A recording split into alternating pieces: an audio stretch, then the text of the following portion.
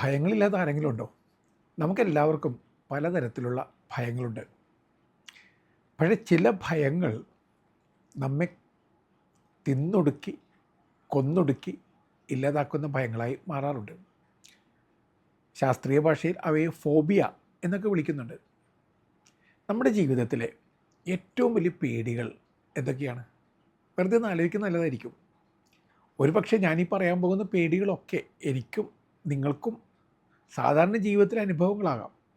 അപ്പം നമ്മൾ സാധാരണ ജീവിതത്തിൽ അനുഭവിക്കുന്ന പേടികൾ എന്തൊക്കെയാണെന്ന് ഇടയ്ക്കൊന്ന് ചിന്തിക്കുന്നത് വളരെ നല്ലതാണ്. ഒന്നാമത്തെ പേടി ഭവനനഷ്ട ഭീതി. അതായത് സുരക്ഷിതത്വം നഷ്ടപ്പെട്ടു പോകുമോ എന്ന ഭയം, അഭയനഷ്ടഭീതി. ഈ ഭീതി ആർക്കാണില്ലാത്തത്? ഇനി നിങ്ങൾക്ക് വീടുണ്ടായിരിക്കാം, പക്ഷേ വീടിനകത്ത് നിങ്ങൾക്ക് സുരക്ഷിതത്വമില്ല, നിങ്ങൾക്കവിടെ വീടാണെന്നുള്ള ഫീലില്ല. അങ്ങനെ വരുമ്പോൾ ആ ഭീതിയെ ഹോമോഫോബിയ എന്ന് വിളിക്കുന്നു. അതായത് നിങ്ങൾക്ക് വീട് തന്നെ ഇപ്പോൾ പേടിയാണ്, വീട്ടിലേക്ക് വരാൻ പേടിയാണ്. നിങ്ങൾ എന്നോട് ചോദിക്കും അങ്ങനെയുള്ള കുട്ടികളൊക്കെ ഉണ്ടോ എന്ന്.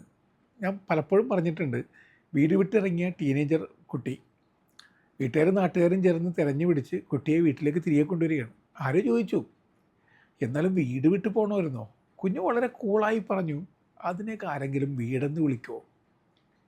ഇനി അപ്പനോട് വെല്ലുവിളികൾ ഉയർത്തിക്കൊണ്ട് വീട് വിട്ടു പോയ യുവാവ്, അപ്പൻ തന്നെ ഭയങ്കര കർക്കശ്യഭാവത്തോടു കൂടി അവനെ തിരികെ വീട്ടിലേക്ക് വലിച്ചഴിച്ച് കൊണ്ടുപോവുകയാണ്. അയാൾ ആക്രോശിച്ചുകൂടി ചോദിക്കുന്നുണ്ട്, നീ എന്താണ് വീട് വിട്ടു പോയത്? അവൻ പറയുകയാണ്, അത് വീടല്ല, അത് മിലിറ്ററി ക്യാമ്പാണ്. നിങ്ങൾ മിലിറ്ററി കമാൻഡറാണ്. നിങ്ങൾ മിലിറ്ററി കമാൻഡറാകാതെ അപ്പനായി മാറുമ്പോൾ ആ മിലിറ്ററി ക്യാമ്പ് വീടായി മാറും. അല്ലെങ്കിൽ ഞങ്ങൾക്കൊക്കെ വീട് പേടിയാണ്. ഹോമോഫോബിയ അതാണ്. ഇനി നമുക്ക് വീടിൻ്റെ സുരക്ഷിതത്വം പോകും, സന്തോഷം പോകും എന്നുള്ള ചിന്ത വരുമ്പോൾ അതിന് വല്ലാത്തൊരു പേടിയായി രൂപാന്തരപ്പെടാം. അടുത്ത ഒരു ഭയം എന്ന് പറയുന്നത് ആരോഗ്യ നഷ്ട ഭയം. അതായത് നിങ്ങൾക്ക് ആരോഗ്യം പോകുമോ എന്നുള്ള ഭയം വരാം. ഈ രോഗത്തെ പേടിക്കാത്ത ആരെങ്കിലും കൂട്ടത്തിലുണ്ടോ? നമുക്ക് എല്ലാവർക്കും രോഗത്തെ പേടിയുണ്ട്, ശരിയല്ലേ? നിങ്ങൾക്ക് പേടിയുണ്ട്, എനിക്കും പേടിയുണ്ട്. പക്ഷേ ആ പേടി കൂടി ഒരുതരം ഫോബിയയുടെ ഫോർമാറ്റിലേക്ക് വന്നാലോ? ചില സമയങ്ങളിൽ അങ്ങനെയൊക്കെ സംഭവിക്കാറുണ്ട്. അങ്ങനെയുള്ള പേടി കൂടിക്കഴിയുമ്പോൾ ഹൈപ്പോകോൺട്രിയാസിസ് എന്നൊരവസ്ഥയുണ്ട്. എന്താണ് ഹൈപ്പോകോൺട്രിയാസിസ്? എപ്പോഴും അവർക്ക് രോഗമാണെന്നുള്ള ചിന്തയാണ്. ഏതൊരു അവസ്ഥയിലും രോഗം അവരെ കീഴ്പ്പെടുത്തിക്കൊണ്ടിരിക്കുകയാണെന്നുള്ള ചിന്തയാണ്. എല്ലാ രോഗങ്ങളെക്കുറിച്ചും അവർക്ക് പേടിയാണ്. ആരെങ്കിലും തുമ്മിക്കഴിഞ്ഞാൽ അവർക്ക് പേടി വരും. ആരെങ്കിലും രോഗബാധിത ഉണ്ട് എന്ന് അവർ കരുതുന്ന ആരെങ്കിലും അടുത്തേക്ക് വന്നു കഴിഞ്ഞാൽ അവർക്ക് പേടിയാണ്, അവർക്ക് രോഗം കിട്ടുമെന്നുള്ള പേടിയാണ്. മൊത്തത്തിൽ അവർക്ക് പേടിയോട് പേടിയാണ്. ആശുപത്രിയെ പേടിയാണ്, എല്ലാവരെയും പേടിയാണ്, അന്തരീക്ഷങ്ങളെ പേടിയാണ്, അഴുക്കിനെ പേടിയാണ്, സകലത്തിനെയും പേടിയാണ്. ഇതൊരു എക്സ്ട്രീം അവസ്ഥയാണ്. പക്ഷെ സാധാരണഗതിയിൽ രോഗം വന്ന് കിടപ്പിലാകുമോ എന്നുള്ള ചിന്ത പ്രായമേറും തോറും കൂടിക്കൊണ്ടേയിരിക്കും. ഇതിൽ നോസോഫോബിയ എന്നൊരു ഹോബിയുണ്ട്. അതെന്താണ്? നോസോഫോബിയ എന്ന് പറഞ്ഞാൽ ഒരു പർട്ടിക്കുലർ രോഗം എന്നെ കീഴ്പ്പെടുത്തുന്നുള്ള ചിന്തയാണ്. ഫോർ എക്സാമ്പിൾ, ഒരാൾക്ക് ക്യാൻസർ രോഗബാധിത അവസ്ഥയുണ്ടെന്ന് മനസ്സിലാക്കി കഴിയുമ്പോൾ ദൈവമേ എനിക്കും ക്യാൻസർ വരുമോ എന്നൊരു ചിന്ത, ആ ചിന്ത വളരെയധികം ഒരാളെ ബാധിക്കാൻ തുടങ്ങും. പിന്നെ അത് ഭയങ്കര പേടിയായി മാറും. പേടി പിന്നീട് ഫോബിയ ആയിട്ട് മാറും.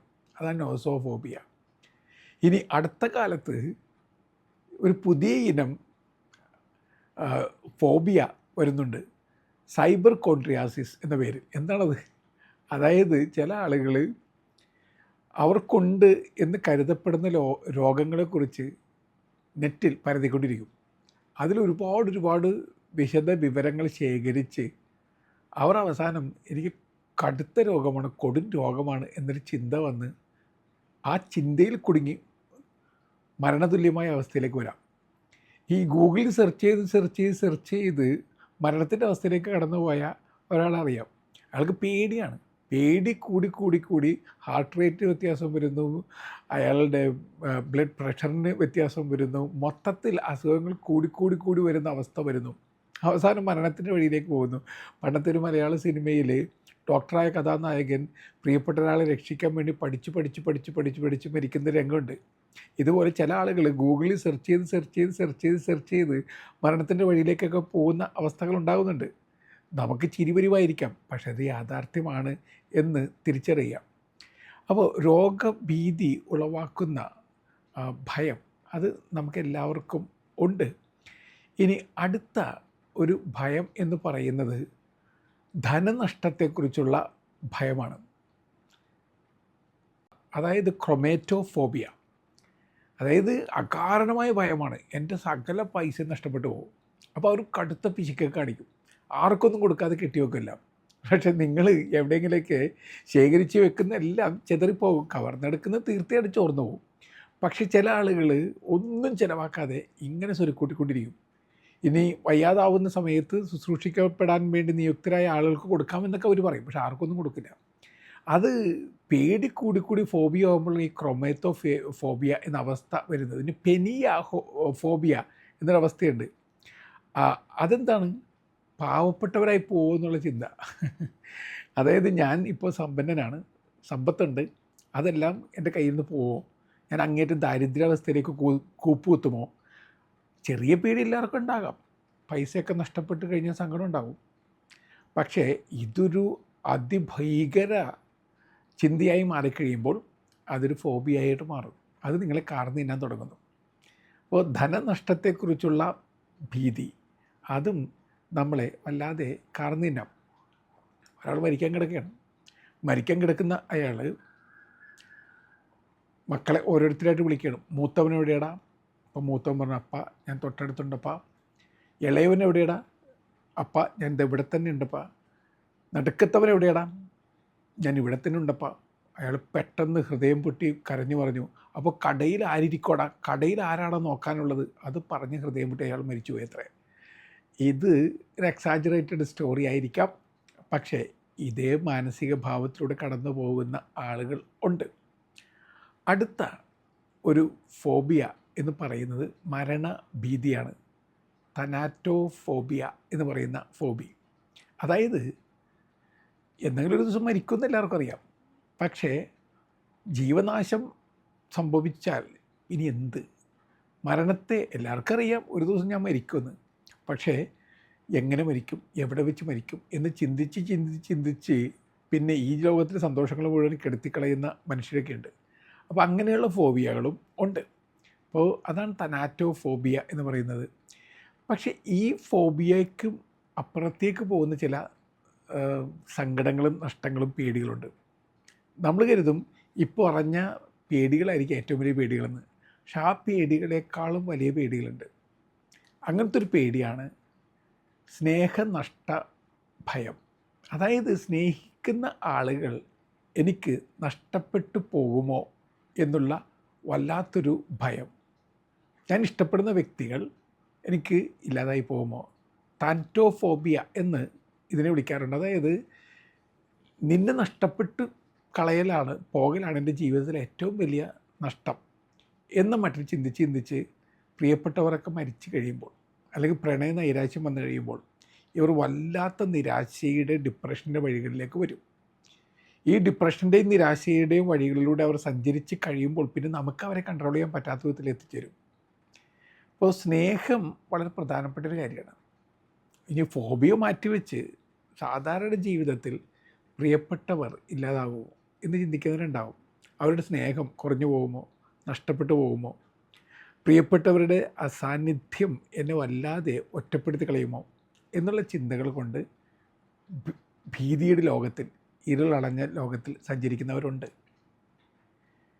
അല്ല, ഇതിനേക്കാളും വലിയ പേടി എന്താണ്? മരണഭീതിയേക്കാളും, സ്നേഹനഷ്ട ഭീതിയേക്കാളും, ഭവനനഷ്ട ഭീതിയേക്കാളും, ധനനഷ്ട ഭീതിയേക്കാളും, ആരോഗ്യനഷ്ട ഭീതിയേക്കാളും ഒക്കെ മനുഷ്യനെ വല്ലാതെ കഷ്ടപ്പെടുത്തുന്ന ഭീതി, ആ ഭീതി പരാജയഭീതിയാണ്. അതാണ് സാധാരണ പഠനങ്ങൾ പറയുന്നത്. എല്ലാത്തിനെയും കാളും മനുഷ്യനെ തകർത്ത് കളയുന്നത് എല്ലാവരുടെയും മുമ്പിൽ കൊച്ചാക്കപ്പെടുമോ എന്നുള്ള പേടിയാണ്. ഈ പേടിയെ അറ്റീച്ചി ഫോബിയ എന്ന് പറയുന്നു. അതായത് ഒരു കാര്യം ചെയ്യാതെ പരാജയപ്പെടും എന്നുള്ള ചിന്ത കൊണ്ട് ഏതവസരവും തള്ളി നീക്കുന്ന, ഏത് സന്ദർഭത്തിലും വിജയത്തിലുള്ള സാധ്യതകളെ കാണാതെ പരാജയത്തിൻ്റെ സാധ്യത കണ്ട് മാറിക്കളയുന്ന വ്യക്തി, അവരുടെ ഫോബിയയുടെ അറ്റേച്ചി ഫോബിയ എന്ന് പറയുന്നത്. അതുപോലെ തന്നെ പെർഫെക്ഷൻ ഇല്ലാത്ത കൊണ്ട് എല്ലാ കാര്യങ്ങളും മാറ്റിവെക്കുന്നത് അറ്റേലോഫേബിയ എന്ന് പറയുന്ന ഒരു തരം ഫോബിയയാണ്. അപ്പോൾ ഇനി കിയാസു എന്ന് വിളിക്കപ്പെടുന്ന ഒരവസ്ഥയുണ്ട്. അതായത് ഞാൻ ഒറ്റപ്പെട്ടു പോകുമോ, എല്ലാവരാലും കുറ്റപ്പെടുത്തപ്പെടുമോ, എല്ലാവരും എന്നെ മാറ്റി നിർത്തിക്കളയുമോ, ആ പേടി കൊണ്ട് സകല അവസരങ്ങളെയും തള്ളിക്കളഞ്ഞ് എല്ലാ നന്മകളെയും തള്ളിപ്പറഞ്ഞ് പോകുന്ന വ്യക്തികളുണ്ട്. നമ്മൾ ബൈബിളിലെ കഥാപാത്രം ഉണ്ടല്ലോ,